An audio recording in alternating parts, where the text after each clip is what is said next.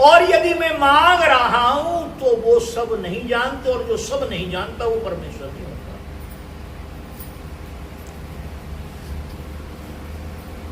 जो गुरु होता है उससे प्रश्न उत्तर नहीं होता है, आदेश का पालन होता है।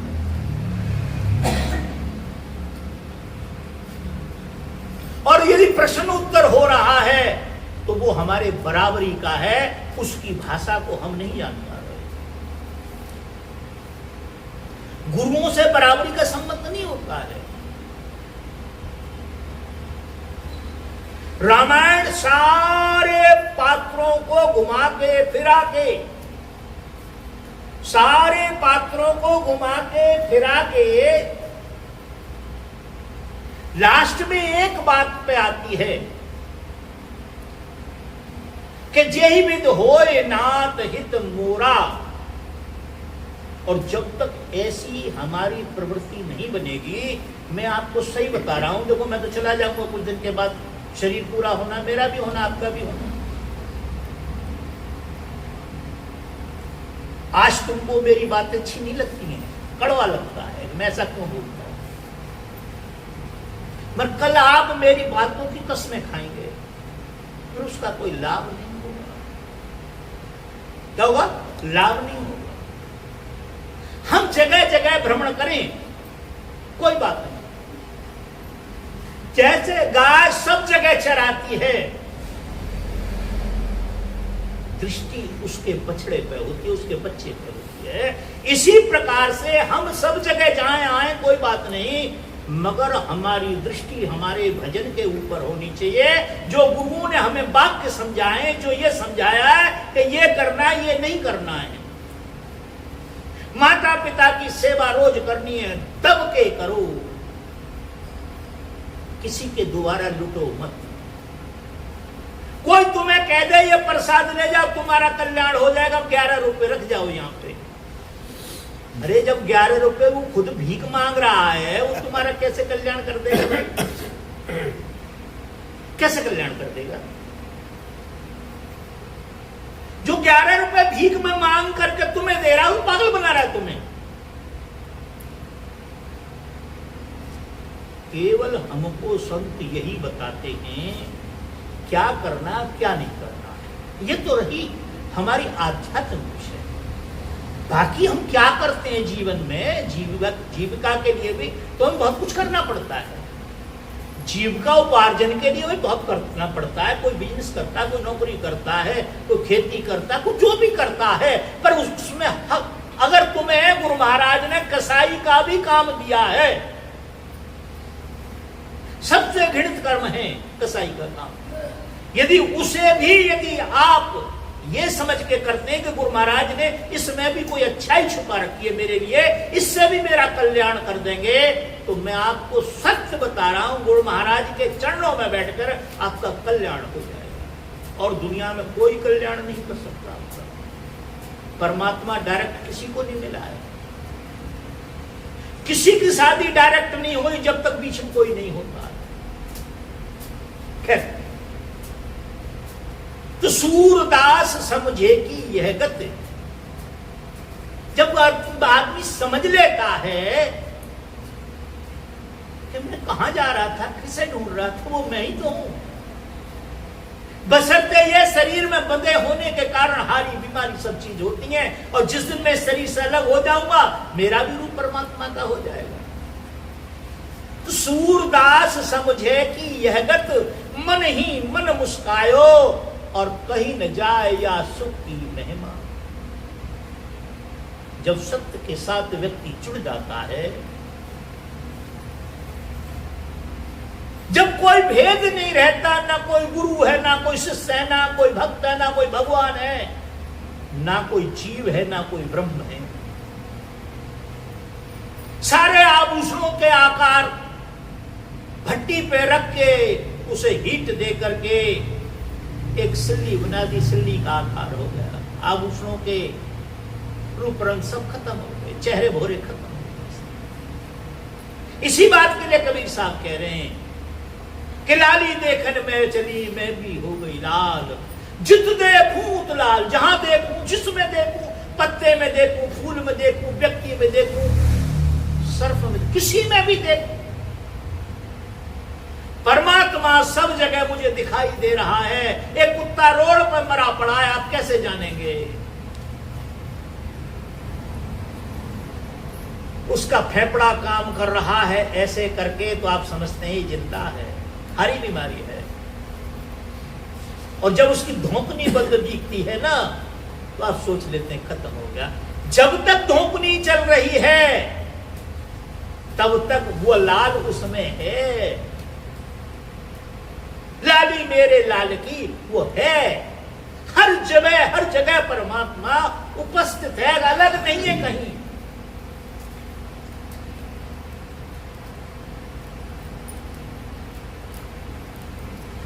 तो सूरदास समझे कि यह गत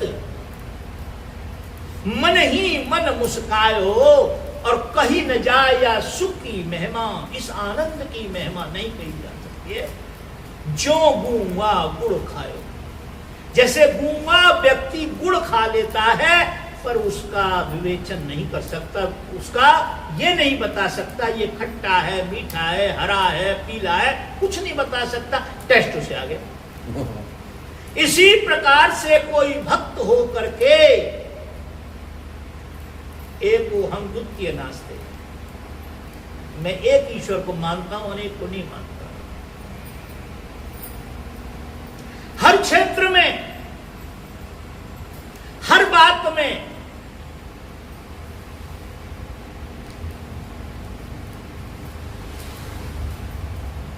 हर क्षेत्र में, हर बात में सबसे पहले वो परमेश्वर है। हमारे अंदर जो चल रहा वो नाम है, उसके बाद हम कहीं जाएं, किसी मंदिर में जाएं, किसी चर्च में जाएं, किसी गुरुद्वारे में जाएं, कहीं भी जाएं, वहां से कुछ ले आए पर अपना गवा के ना आए। पता लगा कि वो 250 ग्राम पीतल घर में रखी थी, एक गोल गोल पत्थर का लड्डू और ले आए। घर वालों ने पूछा ये क्या है? बोला ये लड्डू गोपाल था, ये बर्फी चाची थी।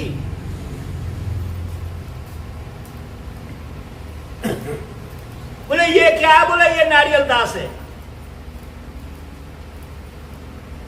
अरे भाई, जिस घर में रह रहे हो इतने बड़े पत्थर से आपकी प्राप्ति नहीं हुई। आपको गाली लग रही होगी मेरी बात, बड़ा अच्छा नहीं लग रही होगी। और जब तक इस बात पे नहीं आएगा ईश्वर एक है, आप मुक्त नहीं हो सकते किसी भी कीमत, कहीं चले जाएं। जिनकी आप चर्चा करते हैं, जिनकी कसमें खाते हैं, मीरा को जब ज्ञान हुआ, मीरा को जब ज्ञान हुआ तो गुरु महाराज के पास गई, और गुरु महाराज के लिए तो बहुत बड़े बड़े ब्लेम लगाए जाते थे उस समय पे।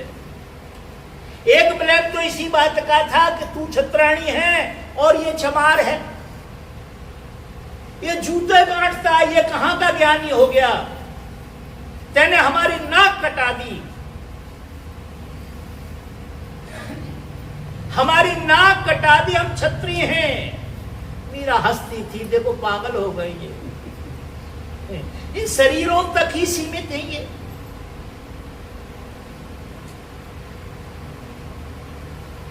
केवल शरीरों तक। और मीरा जाती है, एक दिन पैर पकड़ लेती है,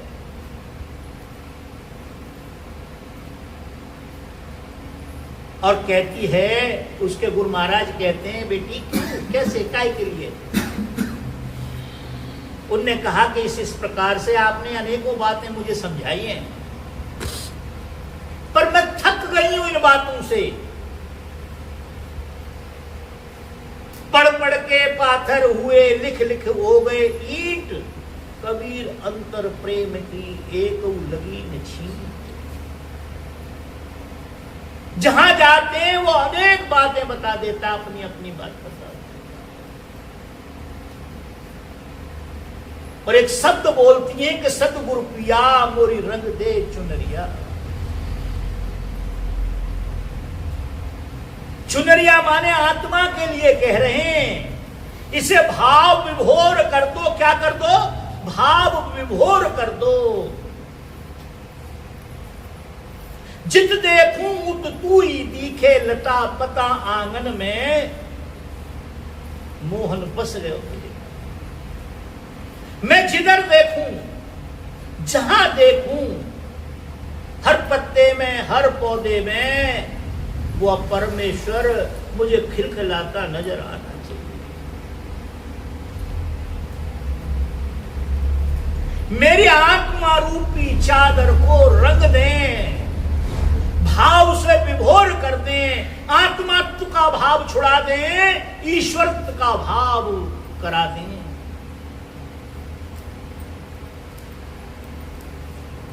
सदगुरु पिया मोरी रंग दे चुनरिया। तो कहते बता किस रंग में रंगूं? लाल रंग में रंग दूं तुझे, मैं संसार का सबसे श्रेष्ठ त्यागी बना दूं। लाल त्याग का कलर होता है।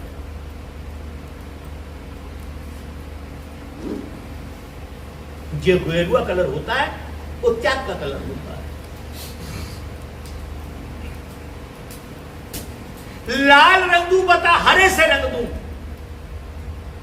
हरा खुशहाली का कलर होता है। देखते हैं जब चारों तरफ हरियाली हरियाली होती है तो मन प्रसन्न हो जाता है।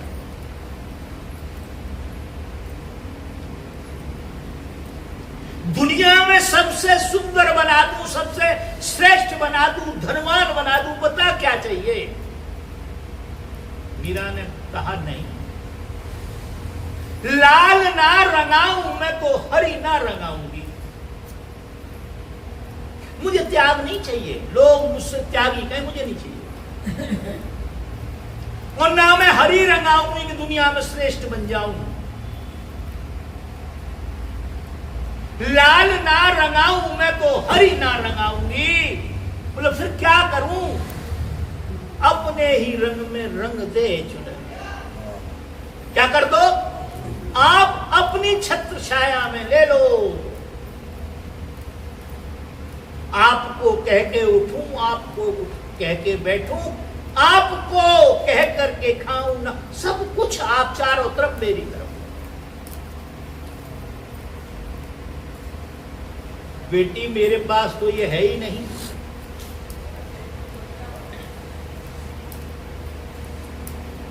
मेरे पास नहीं है।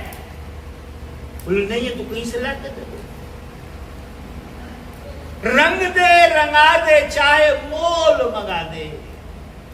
रंग दे रंगा दे, रंग दे रंगा दे चाहे मोल मंगा दे।